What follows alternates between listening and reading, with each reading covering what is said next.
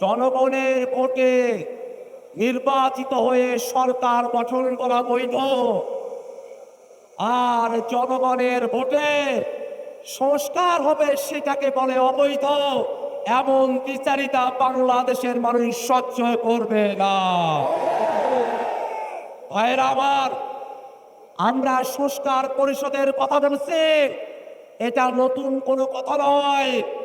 ঐক্যমত্য কমিশনে ৩০টির উপরে রাজনৈতিক দল একমত হয়ে সকলে এক কথা বলে সংবিধানের টেকসই পরিবর্তনের জন্য, সংস্কার সাধনের জন্য, সংস্কারকে টেকসই করার জন্য সংশোধনী নয়, সংবিধান সংস্কার পরিষদের বিষয়ে সকল রাজনৈতিক দল আমরা একমত হয়েছিলাম। কিন্তু দুর্ভাগ্যের বিষয়,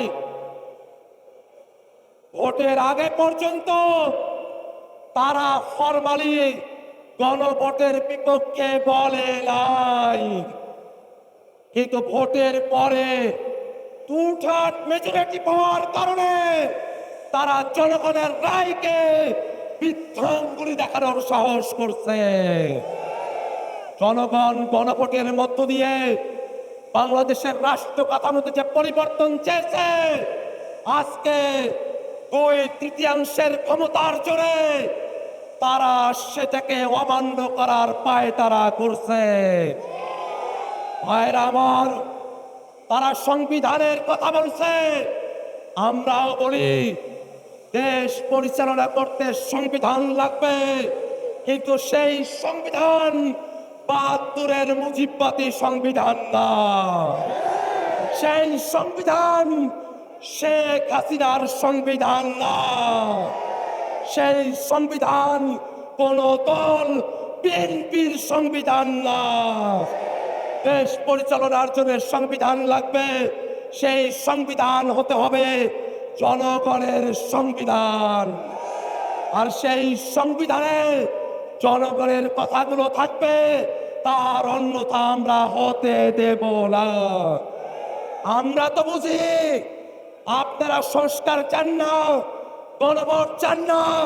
তার পেছনের কারণ হলো আপনারা বাংলাদেশের রাষ্ট্র ক্ষমতাকে, বাংলাদেশের সাংবিধানিক প্রতিষ্ঠানগুলোকে এক ব্যক্তির করায়ত্ত করে রাখতে চান। গণভোট মেনে নিলে সাংবিধানিক প্রতিষ্ঠানগুলোতে নিয়োগ স্বচ্ছ হবে, আপনাদের কর্তৃত্ব এককভাবে থাকবে না। সে কারণে আপনারা গণভোট চান না। গণভোট মেনে নিলে তত্ত্বাবধায়ক সরকারের অন্তর্বর্তীমূলক সম্মিলিতভাবে একটা কাঠামো আসবে, আপনারা সেটা চান না। গণভোট কার্যকর হলে উচ্চকক্ষ হবে ভোটের পিয়ার অনুযায়ী, আপনারা সেটা চান না। আপনারা মৌলিক কাঠামোর পরিবর্তন চান না, এ কারণেই গণভোট চান না। আমরা বলতে চাই, সংসদে আপনাদের সংখ্যাগরিষ্ঠতা থাকতে পারে, কিন্তু বাংলাদেশের জনগণ ৭০% সংখ্যাগরিষ্ঠতা নিয়ে রাজপথে আছে। এই জনগণকে কোনোভাবেই অমান্য করে আপনারা টিকে থাকতে পারবেন না। আপনাদের পতন নয়, আপনাদের সুন্দর পদক্ষেপের অপেক্ষায় জাতিকে সাথে নিয়ে আমরা অপেক্ষা করছি। সংসদে, রাজপথে কথা হবে সংস্কারের জন্য। ইনকিলাব জিন্দাবাদ।